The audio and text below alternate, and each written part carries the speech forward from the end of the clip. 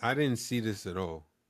So I don't even know. It just sounded like I know I see his page online, and I know they're gonna be talking about black issues So, and I all. saw recently he put up a post and was discussing how he wasn't really getting traction when it came to the content that he had been putting out. So he's changing direction on the content that he's putting out. Mm. That was like maybe earlier this week or last That's week. wild because I haven't even seen any of his posts. I think I follow him on IG, and I haven't seen any of his posts recently.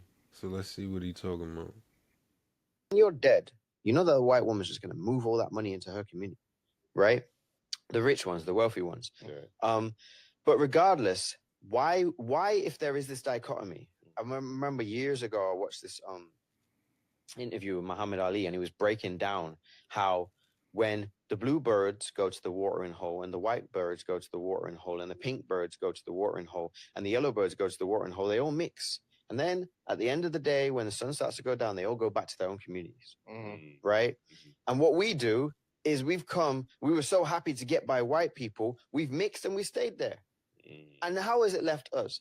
Because Franz Fanon says, is one of my favorite authors. He says that the benefits of power become obsolete if you have to ask for them, right? When you have a white dichotomy and a black dichotomy, and the whites are like this in their wealth and their education and their systems and their institutions, and the blacks are like this, and then you, a black person, try and step into this white space, right? You're always going to be at the bottom of it. You're never going to be able to dominate it, and you're never going to be able to aim. Think about all of these black men who got with white women. What do they do in the black community?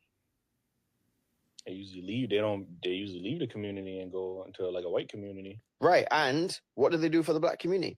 Nothing. And people get on these podcasts and they just sit on this soapbox of emotionality, and it's undisciplined, and I think it's disrespectful to if we're kings. Yeah. If we're queens, if we are created in God's image, is this what God wanted us to do? Be ruled by white people and argue amongst each other, and rat each other out and be dirty to each other? So when white women see us as the athletes, they see us as the big dick and the body, and they see us as money. They see us as an orphan child, and they're going to come and mother us. They're going to come and mother us, and we get to be a man around them. Whereas our own women, we don't get to be a man around, because our own women remind us that we ain't got no fucking power. We ain't got no power within white society. We don't have no power. Our own women are going to remind us of that. Want to have to be constantly reminded of that. And we have value on black men to a degree if they're an athlete or if they're an artist or if they've got somebody who's got money. But even black women, millionaires and billionaires, we don't really hold any value for them. They're just like, yeah, all right, cool, they've got a bit of money, but we're not looking to them for leadership. We're not looking to them to where we're moving our people forward. We hold black men, and black women hold black men accountable, because black women value us more than we value black women. And I'm just going to say that on a societal level. I don't mean on an emotional, physical level, but I'm talking about in terms of power dichotomies. Black men are more valued and more.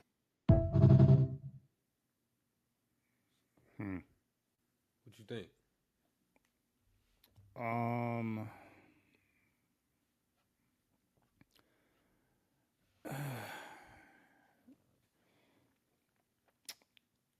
I don't necessarily know. I don't necessarily agree with the fact of what he was saying about black men when they get with white women, how they just don't do anything for the black community.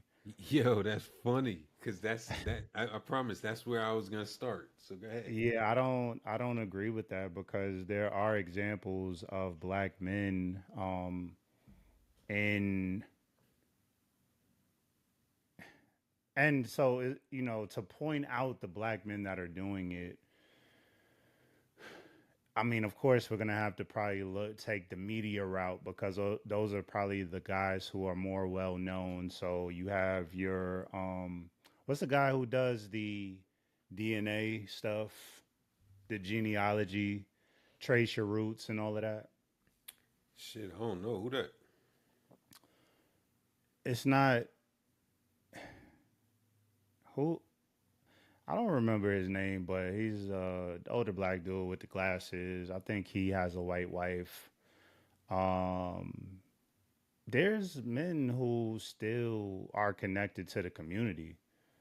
You know, I even know. we could take it back to like Marcus Garvey. Well, no, Frederick Douglass. Wasn't Frederick Douglass married to a white woman? Yeah, he married a white woman later in life, but we Yeah, ain't even got to. We ain't even got to go that yeah. far. We got Robert Smith. Robert Smith. That's the dude who paid off that tuition for what was it for Morehouse or Morehouse. Yeah, you know what I'm saying? yeah. And he's married to a white woman. He had a black wife. Left. They got a divorce, and he married, I think, like a Playboy bunny. Hmm. And you know, the, we got to get out of our emotions And because what's funny is he brought up the whole emotional aspect. yeah, we got to get deeper out of our emotions. Even saying things like, "Yo, black guys that go get white women don't do anything for the black community," and that's wild. That why are you worried about that? I don't Like, know. why is that even a fucking conversation to be worried about who's not doing, who left the community, who's not doing? Why isn't the community doing what the community can, bro? This go back to the aunt that I'm writing about in the book. My fucking aunt was a nurse's aide, bro. A lowly nurse's aide, cleaning shit, turning patients over, just wiping ass, getting spit on, being talked to crazy, and she's a millionaire. So Mm, when I hear all this of yo, what needs to happen from the outside, it's like, nah, man. Why the fuck is people not doing for self? Why in the fuck do we constantly sit here waiting for somebody to come save us or somebody to come hook us up? Like on an individual level, what the fuck are you doing to better your shit other than just saying you surviving? Nobody give a fuck if you surviving. What are you doing to better yourself? This shit is trash, yo. Constantly looking at people, wanting people to come do some shit, and then what, bro? You know how many people I help, how many people I got started, and they haven't done anything with it. Like, yo, people got to be doing for self. We do. We constantly looking to criticize who's not coming and who hasn't. Like, what have you done? Period. so the just to add some more context, so the guy I was talking about was Henry Louis Gates. Oh, yeah. The Yeah, Henry professor, Louis Gates. Yeah, yeah. Professor Gates. Yeah. Yep. You know, so it's like, and to be honest with you, bro, I feel like even him discussing that, that was more of like the approach that black women take when they discuss interracial marriage. Like, that's not even anything that we really, as men, consider. Because at the end of the day, even if we decide to, and mind you, I've never been married to a white woman, never had any extensive experience with white women. But what I know is that I still have a black mother. I have a black sister. I was raised by a bunch of black women. I know black women from my own personal experience. So whether I decide to be with a non-black woman, that doesn't take away my connection with the black community. I still have black children. Even if it was with a white woman, I would still have black children. Yo, So it's like these type of arguments, I think we have to get past these type of arguments because we need to focus on the work. Like that discussion should have not even included that. It should have just been included the work. Yo, this is the work we got to do. Why are we discussing black men being with white women and their disconnect with the community?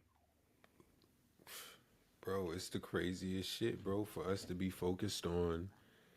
We're always focused on the minor and never the major.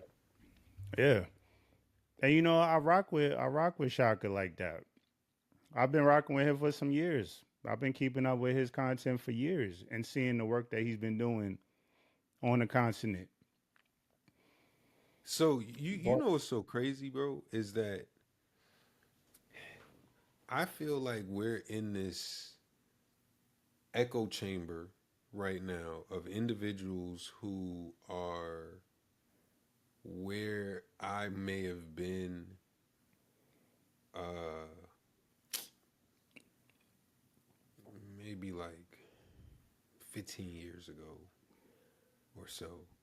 Where you have this pan-African ideology.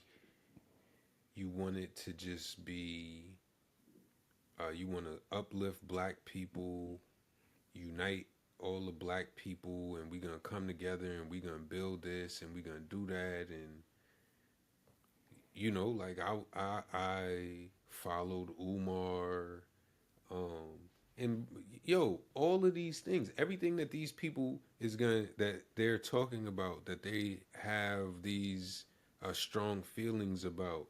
I'm like, yo, I done read and listened to Dr. Ben Yokanan, Dr. John Heinrich Clark, Claude Anderson, um, and we done read Du Bois, Booker T, and Garvey, Frederick Douglass. I'm not missing information. I'm like, oh, yo, you don't know this, that. And it annoys me when we have motherfuckers that know about this much information want to come and attack my position or our position. Like, we don't know what the talking about. And, yo, you missing this, or what about this, you ain't factoring in this. And it's like, no, I'm beyond that, well beyond we factored all of this in. that. Yeah. We factored all of this in. Son, Yo, yo, speaking of that, right? And you know, I've acknowledged this professor as being a vital part of my awakening when it came to Pan Africanism, but Dr. Leonard Jeffries, right? yep, And so this book right here, and I know you've had it, we've read it. This book right here, Blueprint for Black Power, Dr. Amos Wilson, right? So this book right here, I remember being 19 years old, sitting up in Dr. Jeffries' African American Studies class as a 19-year-old. This book was one of the books that he recommended, pretty much damn near required us to get. But we never read out of this book. I already know. We never read out this book. And he said, look, he had a list, and right when the first class started, he had all the books laid out. It was about 7 different books. This was the one he held up. And I think during this time, I don't know if Dr. Amos was still alive or not. I'm not sure if he had passed already. But I know he was, I believe, a professor in, was it Hostess Community College? I think he taught in the Bronx. And Dr. Jeffries held his book up. He said, yeah, mind you, a bunch of 19, 20, maybe 18 sitting in that class, held his book up. He said, yeah. He said, I want y'all to get this book. He said, but Y'all not ready for this. And he laughed at the whole class. He laughed at us. He's like, y'all not ready for this book. So we over there, ego, young. What you mean? We not ready. Yo, when I tell you, took me 10 years. Took me 10 years to actually read this book. And the biggest thing, bigger than actually the title itself, was the size of it. And that is just to say and show like we've been doing the work for years. We've been doing the work for years where we could actually have these type of conversations and see through and sift through the bullshit. I could pretty much pinpoint the unread individuals who may have stumbled across some information on YouTube or watched a documentary, came across some new shit in the last couple of years, but don't really have a full understanding and grasp of what they're talking about. And it's not to say that I'm better, but what it is to say is like we've been doing the work and we're continuing to do the work. We're continuing to do the work. Yo, what you saying is what Kanye said. I done forgot better shit than you ever thought of. Bro, bro, for real. So, like, for all the naysayers want to talk about tap dancing, coon this, and all of that other stuff, like, yo, come to me with facts. Come to me with facts. Counter what we're saying with facts, not feelings. But what I've seen up until this point, I've seen feelings. What I've seen up until this point, I've seen a bunch of empty critiques. So prove me wrong, right? What Myron say? Change my mind. Yeah. Change my mind. Bro, this shit is like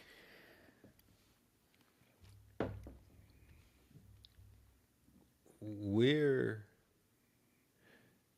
we're so performative, and a lot of the people that we have these like a lot of the people that are critical are people who are getting a lot of their information, if not all of their information, on social media. And it shows, you know. Yo, let me tell you something, bro. And again, let me let me put my tap dancing shoes on. You know what I'm saying? So, white people are more knowledgeable about the shit that they're talking about than we are. And I equate it to like Muslim people that I've come across in Islam are well versed in the Quran and can debate on the Bible, whereas Christians can only debate on the Bible. The grand majority of them, they have not expanded to understanding anything else. It's just, yo, I'm Christian.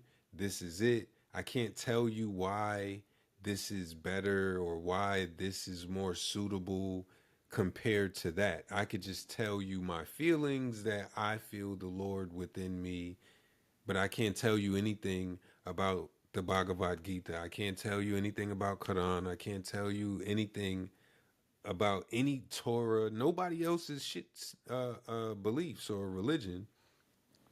And when I'm online, the stuff I see people citing, even when it's not necessarily all the way accurate, people make mistakes and all of that. Like, white people be online citing different acts and different uh, different regimes, if you will. Like, yo, they're differentiating. Like, yo, when this person was in office, this was like this. When this is how this was.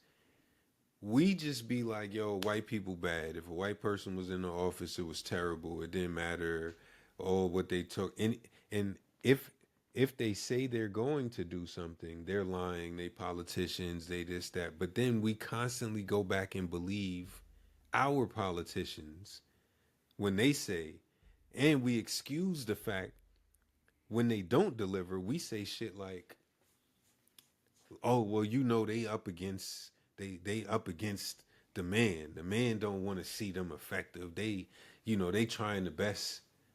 They doing the best they could.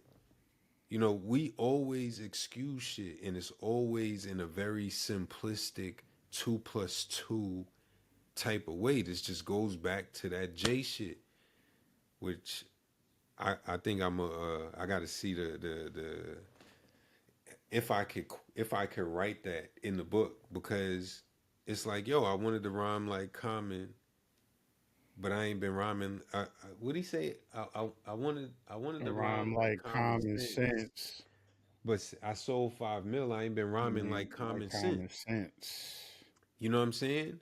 Because we things have to be dumbed down for us, and we try to act like it doesn't because we have educated people amongst us.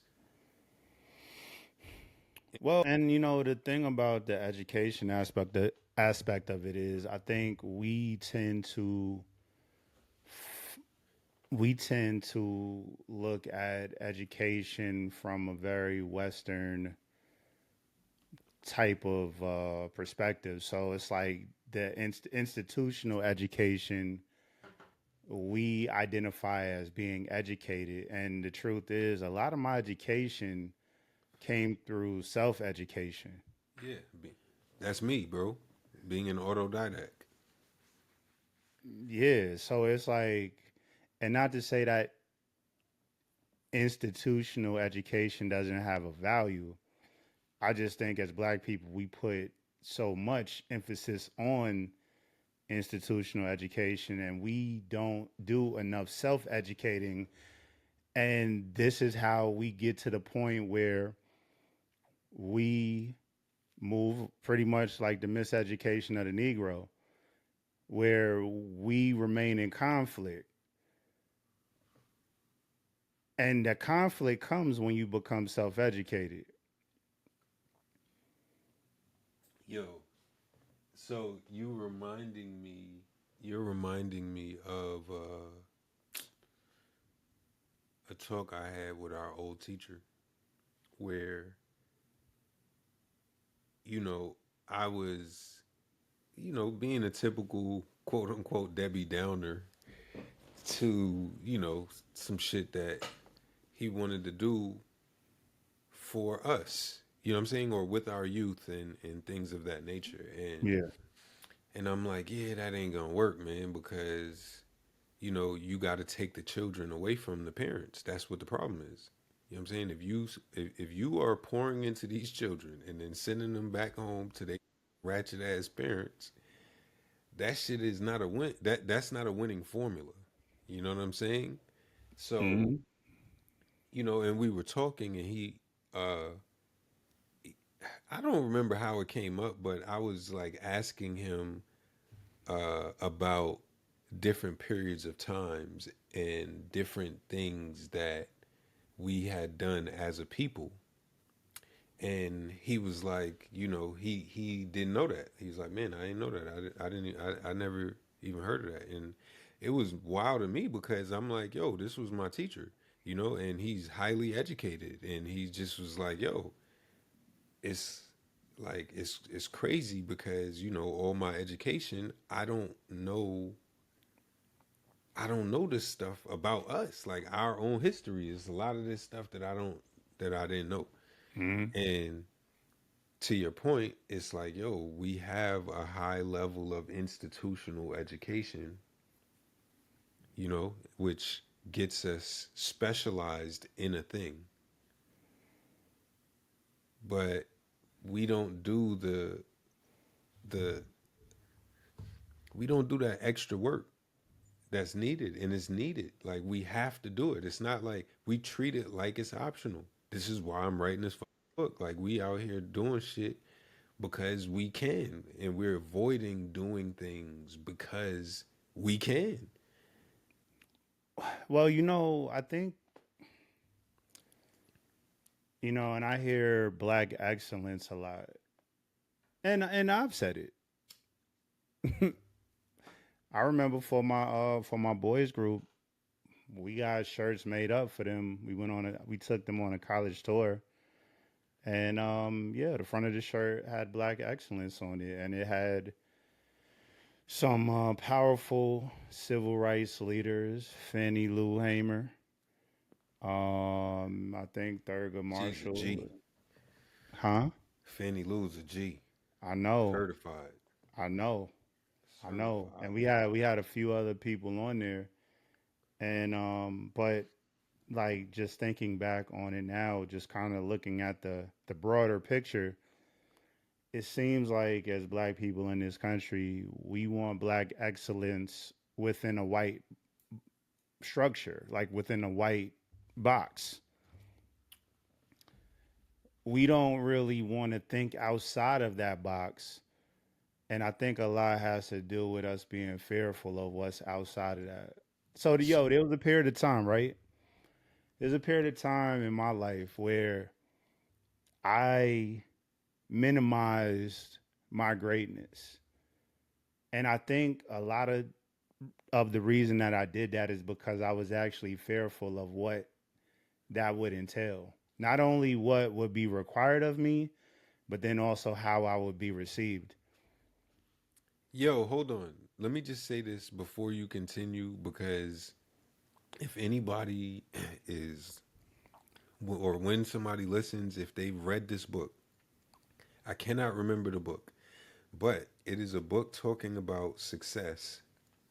And that last hurdle to being successful was something like you feel like you don't deserve your success. So now you're blocking, like you've done everything, but now you feel like, why you? Why am I? You know, I'm not better than anybody. Now you start to downplay your worthiness. I can't remember the book. I think I've asked AI that it didn't come up with the book, but I know I read that somewhere. So if anybody know, let me know. But go ahead, continue, brother. Yeah, so and now you got me looking for this book and I've never read it. But yeah, I think I was fearful of what being great would entail and what it would require. And it's kind of like the discussion we had about homeschooling and how homeschooling provides an option that not a lot of people are familiar with because we wasn't homeschooled. A lot of people aren't homeschooling their children. Even though the numbers are gradually increasing, but for the most part, that's still not the dominant culture. So it's something that's unfamiliar. But we also, on the flip side, know that the school system, as the public education system, as it exists in its current form, is extremely flawed.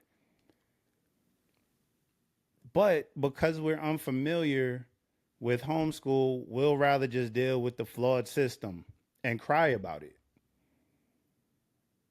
So I think about us in the light of black excellence, and it's like we want to be black excellence in a white structure. And it's like, yeah, nah, that's not black excellence to me. Black excellence is persevering and breaking through that system and not to dismantle the system, right? Because that's the other thing. Oh, we got to destroy the system. No, we don't need to destroy the system. Man, yo, 20 years ago, I would have said we need to destroy the system. right? I Yeah, would have, word. I would have been out there protesting and doing that stuff on the weekends. I would have been Word. doing it. I worked on the Obama campaign, bro.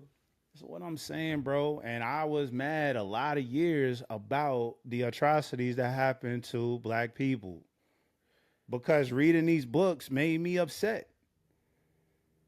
But I think true excellence is us creating a system that can actually enhance the current system. Yeah. Yo, you know, for me, I look at being black as a responsibility. And we have the freedom to shun that responsibility. So we have the freedom to just say, yo, I'm just doing me. But being black to me means that, yo, I kind of have to be my brother's keeper because my community as a whole is looked at through a certain lens. Like, I used to always tell people that I got real good relationships with tons of white people,